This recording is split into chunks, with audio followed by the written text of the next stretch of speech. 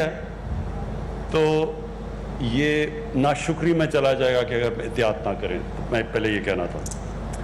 اچھا جی، اب میں جب لاہور میں بڑا ہو رہا تھا، سب سے پہلے تو نلگے سے ہم لاہور کا پانی پیتے تھے. میٹھا پانی تھا، کبھی کچھ تصور بھی نہیں کرتا تھا کہ بوتل کا پانی چاہیے ہوگا.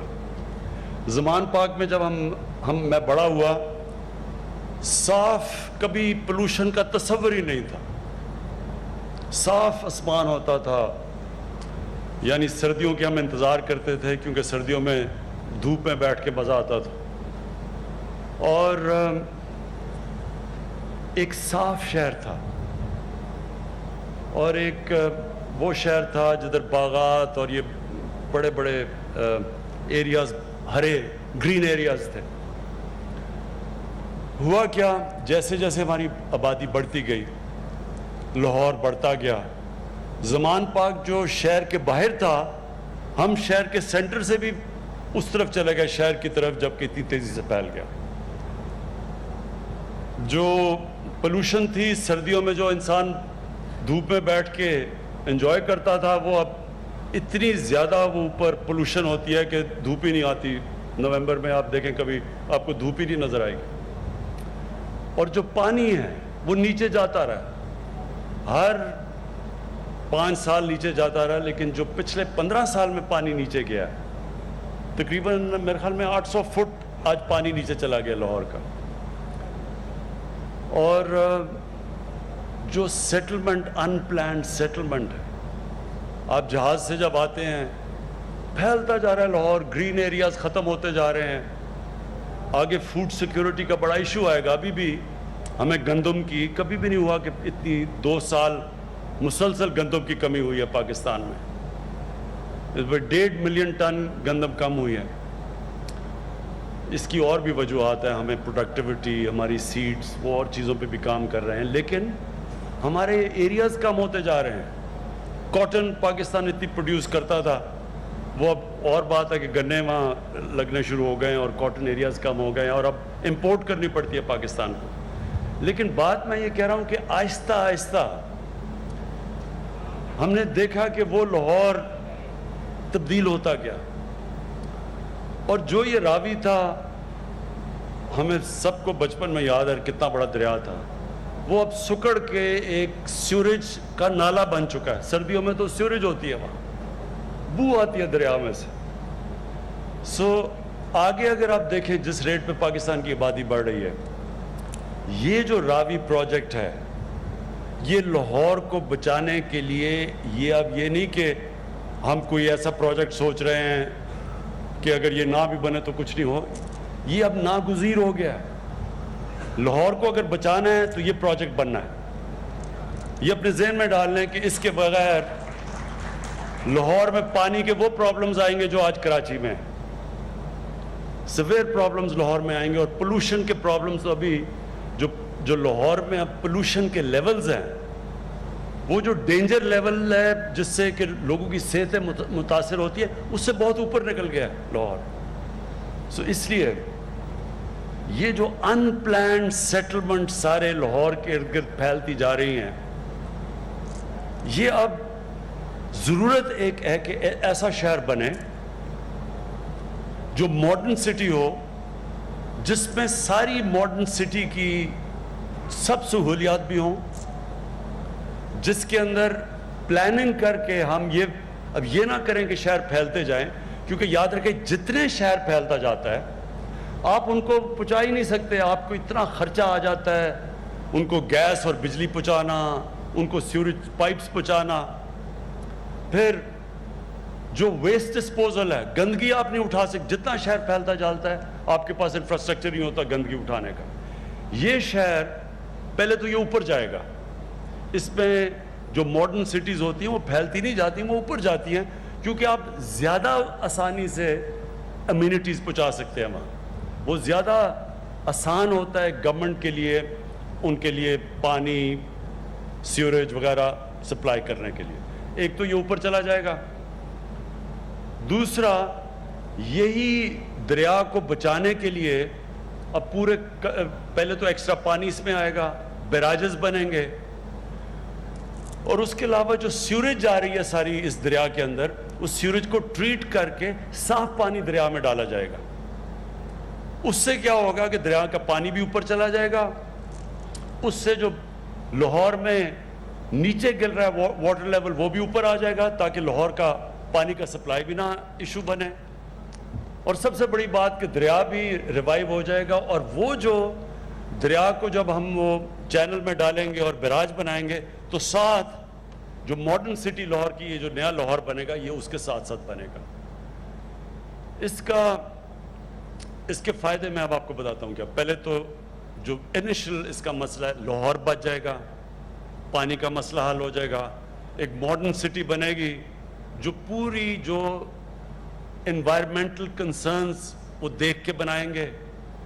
60 لاکھ درخت اگائے جائیں گے یہاں، پورا ہم نے ایک فارسٹ ایریا بنایا ہوا ہے جدھر پورے درخت گرین لاہور بنے گا، یہ جو نیا والا ہے۔ اور اس کی جو بینیفٹس ہیں وہ یہ ہیں کہ اس کا جو ہم ایسٹیمیٹ کر رہے ہیں کہ اوور اے پیریڈ اس کے اوپر کتنا پیسہ، یہ کتنا بڑا پروجیکٹ ہے۔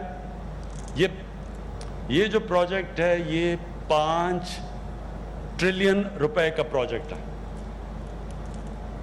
5 ٹریلین روپے کا یہ پروجیکٹ ہے۔ یہ پروجیکٹ ہے 50,000 ارب روپے کا۔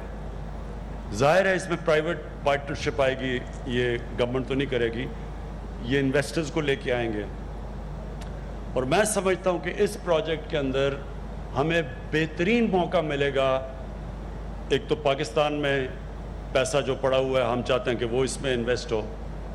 31 دسمبر تک ہمارے پاس وہ یہ کرونا کی وجہ سے اس ملک میں ہمیں موقع ملا ہے، ہماری انٹرنیشنل اوبلیگیشنز جو ہمیں الاؤ نہیں کرتی تھی کہ انفارمل اکانومی، یعنی وہ پیسہ جو فارمل اکانومی میں نہیں ہے اس کو ہم نہیں لا سکتے تھے اس میں، لیکن کیونکہ کرونا ہے 31 دسمبر تک ہمارے پاس ٹائم ہے کہ ہم اس پیسے کو بھی بیچ میں لے آئیں اس نئے پروجیکٹ کے اندر۔ اور اوورسیز پاکستانیز کے لیے یہ بہترین پروجیکٹ ہے۔ وہ ہمیشہ بدقسمتی سے ہمارے ملک کے اندر جو ہمارا گورننس سسٹم، اس کی وجہ سے اوورسیز پاکستانی جو انویسٹ نہیں کرتے پیسہ، وہ بلکہ زیادہ سے زیادہ پلاٹ لے لیتے ہیں۔ لیکن یہ ایک ایسا پروجیکٹ ہے جو ان کو موقع دے گا بڑی انویسٹمنٹ کرنے کا۔ اور جو اوورسیز پاکستانیز کے پاس ہمارے اوورسیز پاکستانیز کے پاس جو پیسہ اویلیبل ہے، وہ تقریباً جتنا پاکستان کا جی ڈی پی ہے اتنا ان کے پاس پیسہ ہے وہاں، جو 90 لاکھ اوورسیز پاکستانی ہیں۔ تو ان کے لیے بھی ایک زبردست موقع مل جائے گا کہ ان کو پیسہ پاکستان میں لانے کا۔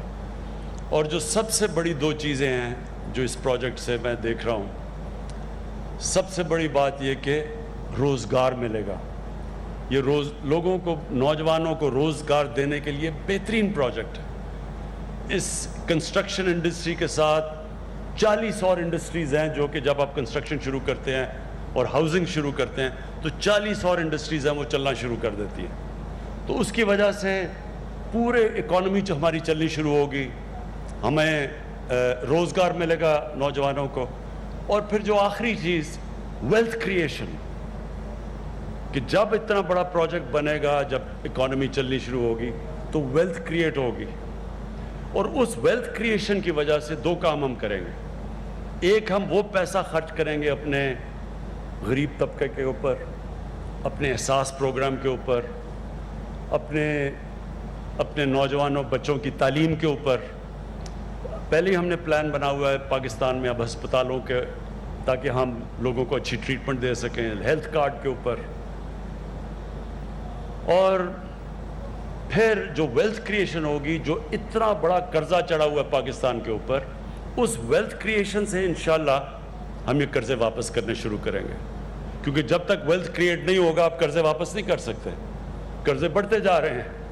تو اس کے لیے یہ بہت امپورٹنٹ ہے یہ راوی پروجیکٹ۔ اور یہ پھر جس طرح کہا گیا، اسلام آباد کے بعد یہ دوسرا بڑا پروجیکٹ ہے جدھر ایک نیا شہر بننے جا رہا ہے۔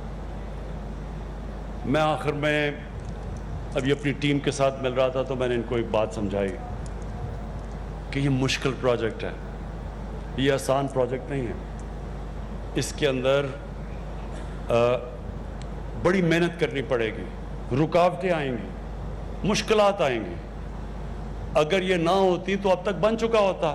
یہ تو 2004 سے کوشش کر رہے ہیں یہ پروجیکٹ شروع کرنے کے لیے، کیونکہ یہ مشکل پروجیکٹ ہے اس لیے کوئی نہیں کر سکا۔ لیکن میں نے اپنی ٹیم کو ایک ایڈوائز دی ہے اپنی زندگی کے تجربے سے کہ جب آپ کسی مشکل پروجیکٹ کام کے پیچھے جاتے ہیں تو جو آپ کا مائنڈ سیٹ ہوتا ہے وہ یہ ہونا چاہیے کہ میں نے اب فیصلہ کیا کہ میں نے پروجیکٹ کرنا ہے، جو بھی ہوگا میں یہ پروجیکٹ پورا کروں گا، اور اب پیچھے نہیں جانا کیونکہ میں نے اپنی کشتیاں جلا دی۔ انسان میں اللہ نے اتنی طاقت دی ہے کہ جب وہ یہ فیصلہ کر لیتا کہ میں کشتیاں جلا کے ایک پروجیکٹ کرنے جا رہا ہوں تو اللہ نے اس پہ اتنی صلاحیتیں دی ہیں، اندر ہمارے اتنی طاقت ہے۔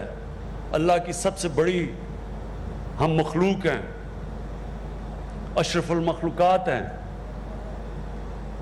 فرشتوں کو بھی اللہ نے کہا کہ انسان کے سامنے جھکو، کیونکہ اللہ نے کہا اس میں وہ صلاحیتیں دی ہیں جو تمہیں بھی نہیں پتا۔ وہ ہماری صلاحیتیں تب نکلتی ہیں جب ہم یہ فیصلہ کرتے ہیں کہ جو بھی ہو جائے میں یہ کروں گا اور پیچھے نہیں جانا، یعنی failure is not an option. اور میں اس لیے ہماری ٹیم تیار ہے، میں پورا اس کو مانیٹر کر رہا ہوں گا۔ چیف منسٹر صاحب اس کو دیکھ رہے ہوں گے، چیف سیکرٹری، ساری جو راشد عزیز جن کو ہم خاص لے کے آئے ہیں اس پروجیکٹ کے لیے، ساری ہماری فیڈرل گورنمنٹ اور پروونشل گورنمنٹ اب پورا زور لگائے گی یہ پروجیکٹ جلدی سے جلدی شروع ہو۔ اس کے لیے تقریباً ہماری تیاری ہے، اور یہ ادھر تک پہنچنے کے لیے ہم کم از کم 6 مہینے لگے ہوئے تھے کہ اس سٹیج تک پہنچیں۔